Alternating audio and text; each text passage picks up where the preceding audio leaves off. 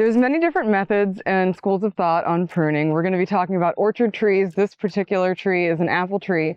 And what we're doing today is a late winter, early spring pruning. You want to ideally do that between February and March every year while the trees are still dormant.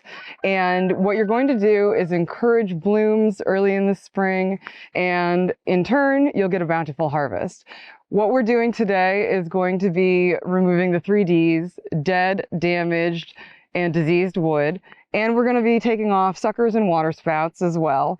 These little guys down here are below 4 feet in height, so we're going to be removing everything below that.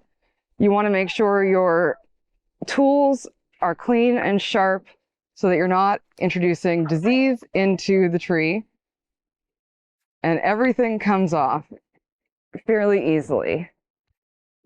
You're basically just clearing everything from 4 feet down. And you don't want to do this with trees that are too young. Give them a few years to get established first. We had a flood last year or 2 years ago, and these actually fell all the way over.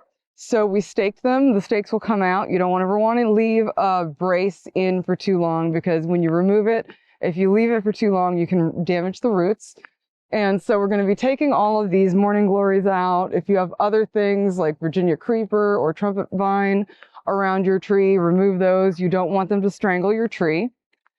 And then as you work your way up, the more horizontal branches, that's what we're going to keep, because eventually as you're shaping your tree over a few years, you want those horizontal branches to be fruit bearing. So what you're going to do is you're going to identify your horizontal branches and run your hand along the bottom of each one of those and remove everything that's growing down or everything that's growing straight up. This guy will come off. We'll remove these. And then that's pretty good, and this guy is pretty good. You're going to want to open up this canopy in the center. We have 3 main branches here. This would be our central leader. It's the most vertical, and that's going to control the tree growth. But as you see, there's these branches in the center. We want to remove those as well. Anything growing into the center of the canopy, you want to remove, because we want to increase air circulation and light harvesting. So we want the light to penetrate into the canopy of the tree.